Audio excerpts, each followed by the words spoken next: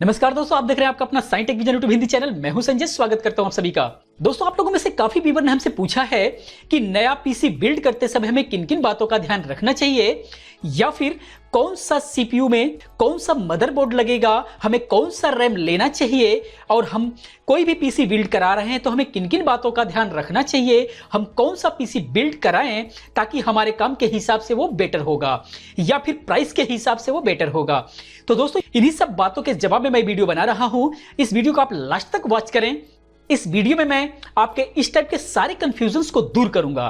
तो दोस्तों, स्टार्ट करने से पहले अगर आप इस चैनल के सब्सक्राइबर हैं तो बहुत बहुत धन्यवाद वीडियो देखने के लिए, और अगर आप इस चैनल पे नए हैं तो प्लीज इस वीडियो के नीचे दिखाई दे रहे रेड बटन पर क्लिक करके सब्सक्राइब कर लीजिए, क्योंकि मैं आने वाले अगले वीडियोस में टेक्नोलॉजी को बिल्कुल बारीकियों से एक्सप्लेन करने वाला हूं। और सब्सक्राइब होते ही बेल आइकन पर क्लिक करना ना भूलें, जिससे क्या होगा कि मेरी हर नई वीडियो की अपलोडिंग इंफॉर्मेशन आपको मिलती रहेगी। तो दोस्तों, चलिए बात करते हैं आगे। तो एक्चुअली होता क्या है कि जब भी आप कोई भी पीसी बिल्ड कराने के लिए जाते हैं तो आप शॉपकीपर से क्या बोलते हैं? शॉपकीपर से सिर्फ आप इतना ही बोलते हैं कि हमें i3, i5 या i7 का पीसी बिल्ड कराना है, जिसके अंदर हमें i3 का, जैसे i3 मान लेते हैं, i3 का सीपीयू होना चाहिए, 4 जीबी का रैम होना चाहिए, 1 टीबी या 500 जीबी का हार्ड डिस्क होना चाहिए, डीवीडी राइटर होना चाहिए। आप बताइए क्या प्राइस पड़ेगा? तो वो उसका प्राइस निकाल करके देता है, और आप फिर उसके बाद जाते हैं किसी दूसरे शॉपकीपर के पास, किसी दूसरे दुकानदार के पास, तो वो जो है इसी चीज का जो प्राइस बताता है वो कुछ और बताता है। फिर आप चौथी दुकान पे जाते हैं, बिल्कुल यही बात बोलते हैं, तो फिर वो जो है प्राइस कुछ और देता है। तो फिर आप उसमें टैली करते हैं कि कौन सा दुकानदार जो है काफी सस्ता रेट दिया है। तो एक्चुअली क्या होता है, एक ही कॉन्फ़िगरेशन का, मान लीजिए सीपीयू i3 है, रैम 4 जीबी है और हार्ड डिस्क 1 टीबी है, उसका अगर किसी दुकानदार ने प्राइस आपको दिया है 20,000, फिर आप दूसरे दुकानदार के पास जाएंगे, मान लीजिए उसने दिया आपको 22,000, और तीसरे दुकानदार के पास जाएंगे तो उसी चीज को उसने अगर दिया 24,000, तो अब आप यहां पर कंफ्यूज हो जाते हैं कि आखिर में वहां पर ये इतना सस्ता क्यों है और वहां पर वो इतना महंगा क्यों है। तो दुकान तो चलानी सबको है। कई बार क्या होता है कि जिसने आपको 20,000 का रेट बताया है वो हो सकता है कि आपको एक्चुअल 20,000 वाला प्रोडक्ट ही दे रहा हो, लेकिन ऐसा भी हो सकता है कि जिसने 24,000 का प्राइस दिया आपको, हो सकता है कि आपको 24,000 का प्राइस दे करके आपको 20,000 वाला ही प्रोडक्ट दे रहा हो। लेकिन आपको हो सकता है कि आपको कन्विंस कर लिया अपने बातों से, लेकिन इसके अंदर बहुत सारी चीजें मायने रखती हैं, जिन बातों पर आप ध्यान नहीं देते हैं और आप वहां से चीट होकर के आ जाते हैं।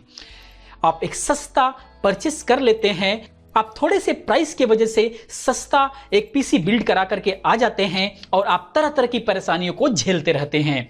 तो मैं इस वीडियो में उन्हीं सारी प्रॉब्लम्स के बारे में जिक्र करने वाला हूं, और उन्हीं सब टाइप के बातों को बताने वाला हूं जो आपको ध्यान रखना चाहिए जब भी आप पीसी बिल्ड कराने जाते हैं। तो एक्चुअली होता क्या है कि जैसे हम i3 को बेस मान करके चलते हैं, मान लीजिए आप i3 पीसी बिल्ड कराने जा रहे हैं, तो i3 मान लीजिए सीपीयू को हम ले लेते हैं।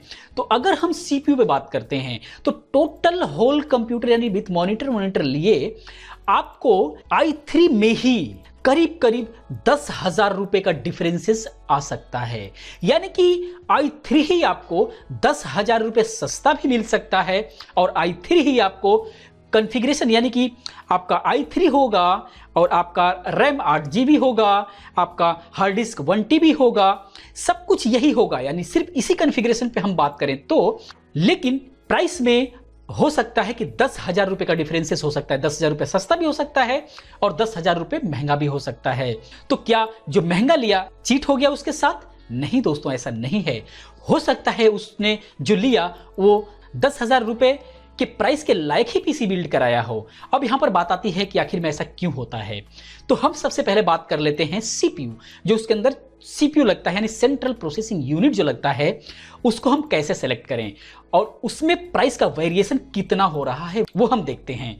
तो जैसे हम चलते हैं अमेज़न की साइट पर, और यहां पर आप देख सकते हैं ये सारे जो हैं सीपीयू, ये कोर i3 है, लेकिन इसके रेट में बहुत ही ज्यादा डिफरेंसेस आपको मिल जाते हैं।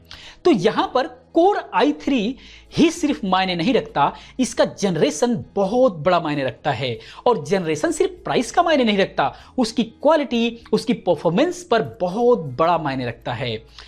और बहुत ही बेहतर परफॉर्मेंस होगा जब आप हमेशा अपग्रेड जनरेशन के साथ जाएंगे। तो जैसे यहां पर आप देख सकते हैं, यहां पर 3.3 गीगाहर्ट्ज i3 2120 प्रोसेसर, ये जो है i3 है, लेकिन ये सेकेंड जनरेशन का प्रोसेसर है। तो इसका प्राइस आप देख सकते हैं 3890 रुपए आज के रेट में प्राइस है।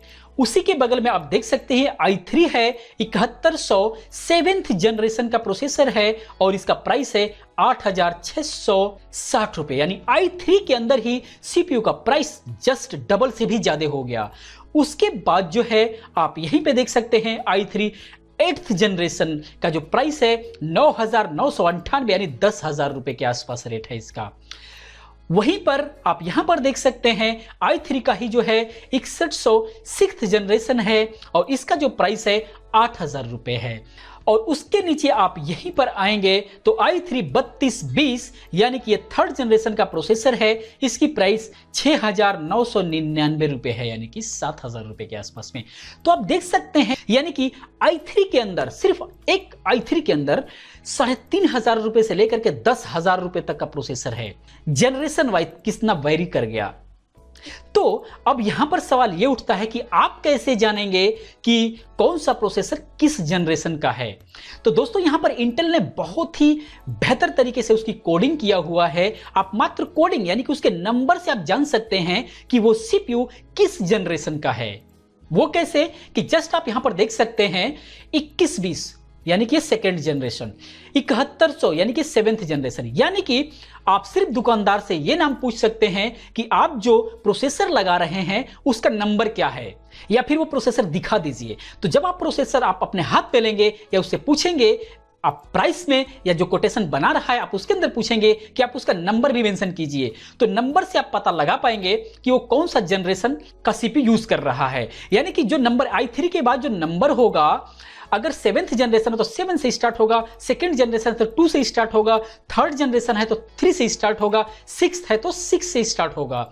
तो इस तरीके से सभी में आप देख सकते हैं, जैसे 6100, 7100, इस तरीके से 2120, यहां पर नीचे आप देख सकते हैं 3220, तो 3 से स्टार्ट है, तो ये जो है 3rd जनरेशन का है। तो इस तरीके से बड़ा ही आराम से आप देख सकते हैं और आप अपने पीसी में लगे हुए प्रोसेसर पर भी देख सकते हैं। ये प्रोसेसर के ऊपर भी प्रिंट हुआ रहता है कि आपने जो प्रोसेसर परचेस किया है वो किस जनरेशन का है। यहां पर अगर मान लीजिए आपने परचेस कर लिया i3 का ये सेकेंड जनरेशन और वहीं किसी ने dual core 3rd generation purchase किया हुआ है, तो वहां पर आपका i3 बिल्कुल पीछे रह जाएगा और ड्यूल कोर जो है 3rd जनरेशन काफी आगे निकल जाएगा। तो ये जनरेशन का फर्क होता है वर्किंग के हिसाब से और प्राइस के हिसाब से। तो यहां पर काफी दुकानदार जो है आपको बहुत बेहतर तरीके से चीट करता है, तो आप यहां पर बच सकते हैं।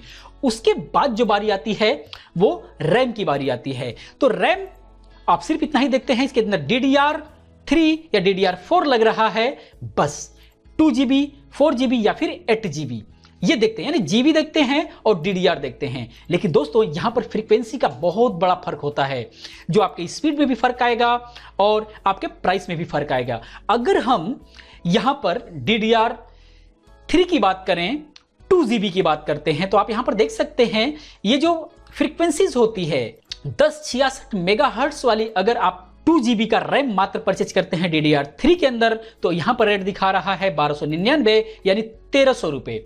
वहीं पर अगर आप 2GB का वही रैम 1363 मेगाहर्ट्ज में परचेज करते हैं तो यहां पर 1450 रुपए दिखा रहा है, यानी कि 150 रुपए का पूरा कंप्लीटली फर्क हो गया, 150 रुपए का। उसके बाद वही रैम 2GB का ही रैम आप जो है 16 मेगाहर्ट्ज में परचेज करते हैं, DDR3 2GB ही है, तो यहां पर आपको रेट निकल करके आता है 1799 यानी कि वो बिल्कुल 1800 रुपए। तो यहां पर आप देख सकते हैं 1300 रुपए से और 1800 रुपए का, यानी कि बीच में 500 रुपए का डिफरेंसेस आ गया। तो ये डिफरेंसेस 500 रुपए यहां से बचाया, तो इसमें बहुत बड़ा लोचा है। आप थोड़ा सा ध्यान देंगे और केयरफुल रहेंगे तो आप कभी भी चीट नहीं होंगे।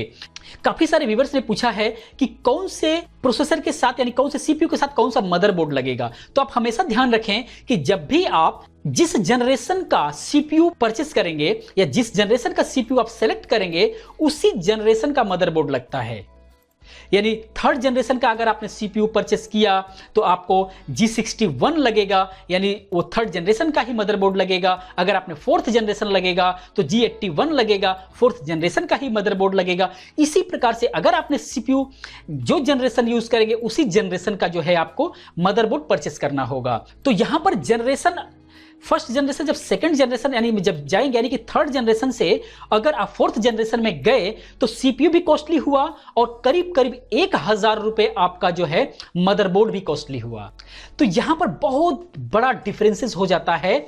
आप ध्यान नहीं देंगे तो दुकानदार आपको काफी बुरी तरीके से चीट कर सकता है और आप बिल्कुल समझ नहीं पाएंगे, और घर लाने के बाद आपका वही पीसी किसी के पास है उसी कॉन्फ़िगरेशन में तो बहुत बेहतर चल रहा होगा और आपका पीसी आप बार बार लेकर के परेशान हो रहे होंगे और सारी चीज हैंग करती हुई नजर आती हैं आपको। आप सोचेंगे कि i3 है फिर भी ऐसा क्यों हो रहा है। तो यहां पर दोस्तों ये छोटी छोटी चीजें मायने रखती हैं। अब हम उसके बाद बात करते हैं आपका, यानी कि सीपीयू हो गया, जनरेशंस का ध्यान रखें, उसके बाद जो है रैम हो गया, फ्रीक्वेंसीज का ध्यान रखें। अगर आप फोर्थ जनरेशन का सीपीयू लेते हैं, फोर्थ जनरेशन का मदरबोर्ड लेते हैं तो DDR4 अगर आप रैम लेते हैं तो उसके लिए DDR4 रैम ही लेना होगा। तो DDR4 रैम में अगर आप 8 GB में लेते हैं तो 2224 से लेकर के 5000 रुपए तक जो है नॉर्मल रैम उपलब्ध है फ्रीक्वेंसी वाइज। तो उसमें भी हमेशा अपग्रेड फ्रीक्वेंसीज आप परचेस करें तो आपको बेहतर परफॉर्मेंस मिल सकता है। सिर्फ आप i3 और i5 पे नहीं जाएं। अगर आपके पास i7 अगर लो वर्जन है यानी लो जनरेशन है और i3 हाई जनरेशन है और हाई फ्रीक्वेंसी रैम है तो आपके i7 को आपका i3 फेल करेगा, आपका i3 बिल्कुल आगे निकल जाएगा। तो इन छोटी छोटी बातों का ध्यान रखें। उसके बाद आता है पावर सप्लाई। पावर सप्लाई में जो है वाटेज आते हैं, जो वाटेज 400 वाट से लेकर के 800 वाटेज तक पावर सप्लाईयां मिलती हैं। तो कम से कम 650 वाट की सप्लाई आप जरूर लें। मैक्सिमम जो दुकानदार हैं 450 वाट की सप्लाई आपको पकड़ा देता है और वहीं पर आपको 200, 400, 600, 700 रुपए का डिफरेंसेस आपको देखने को मिल सकता है। तो पावर सप्लाई अगर आप हाई वाट का लेते हैं तो आगे मिलने वाला लोड जो होता है पावर सप्लाई पर थोड़ा कम पड़ता है। तो जिसके वजह से क्या होता है कि अगर बैक साइड से कोई भी किसी भी प्रकार का फ्लक्चुएशन होता है तो पावर सप्लाई अपने अंदर उसको रिकवर कर लेती है। लेकिन अगर वाटेज कम है तो क्या होगा कि थोड़ी भी फ्लक्चुएशन या स्विचिंग वगैरह होती है बिजली लाइट के अंदर तो जो है आपका कंप्यूटर जस्ट रिस्टार्ट ले लेता है। तो अगर बार बार आपका कंप्यूटर रिस्टार्ट हो रहा है या थोड़ी भी लाइट फ्लक्चुएशन होता है, आपका एक पीसी नहीं रिस्टार्ट हो रहा है दूसरा रिस्टार्ट हो जा रहा है, तो जो बार बार रिस्टार्ट हो रहा है आप देखेंगे तो उसका पावर सप्लाई का वाटेज कम होगा। तो कभी भी आप जो है पीसी बिल्ड कराते हैं तो सीपीयू का ध्यान रखें, सीपीयू के अंदर जनरेशन का ध्यान रखें, उसके बाद रैम का ध्यान रखें, रैम के अंदर जो फ्रीक्वेंसी का ध्यान रखें, उसके बाद पावर सप्लाई का ध्यान रखें, पावर सप्लाई के अंदर वाटेज का ध्यान रखें। तो ये 2-3 चीजें अगर आप ध्यान रखते हैं तो हार्ड डिस्क कोई मायने नहीं रखता। हार्ड डिस्क का हाँ थोड़ा सा जो है रीड राइट स्पीड पर उसकी आरपीएम पर ध्यान रख सकते हैं। 2-3 तरीके का अगर रेट ऊपर नीचे है तो दोनों का आरपीएम देखेंगे 7200-7400 आरपीएम में आते हैं इस तरीके से। तो वो आरपीएम ध्यान रख करके आप जो है हार्ड डिस्क परचेज कर सकते हैं, लेकिन उसका बहुत ज्यादा डिफरेंसेस आपको नहीं मिलेगा। हाँ वहां पर डिफरेंसेस ज्यादा मिलेगा कि अगर आप एक हाई लेवल का सीपीयू परचेज कर रहे हैं तो वहां पर अपने ऑपरेटिंग सिस्टम के लिए HDD यानी कि हार्ड डिस्क ड्राइव ना लगा करके SSD लगाएं। SSD लगाएंगे तो आपकी स्पीड बहुत ही ज्यादा फास्ट मिलेगी। स्टार्टिंग वगैरह का या फिर कोई भी ऐप ओपनिंग वगैरह का ये सारा का सारा स्पीड बहुत ही अच्छा स्पीड मिलेगा और पीसी आपका बहुत ही स्मूथ चलेगा। तो इन छोटी छोटी बातों का ध्यान रखेंगे तो आपका पीसी बहुत ही बेहतर तरीके से बिल्ड करा पाएंगे। तो दोस्तों मैं उम्मीद करता हूं कि ये सारे के सारे कंफ्यूजन आपके दूर हो गए होंगे। अगर फिर भी कोई कंफ्यूजन है तो आप कमेंट में लिखिए, कमेंट का 100% जवाब दूंगा।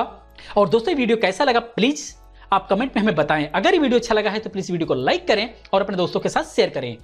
तो दोस्तों इस वीडियो में अभी तक इतना ही, मिलते हैं नेक्स्ट वीडियो में किसी अच्छे कंटेंट के साथ। तब तक के लिए thank you, have a nice day, bye bye.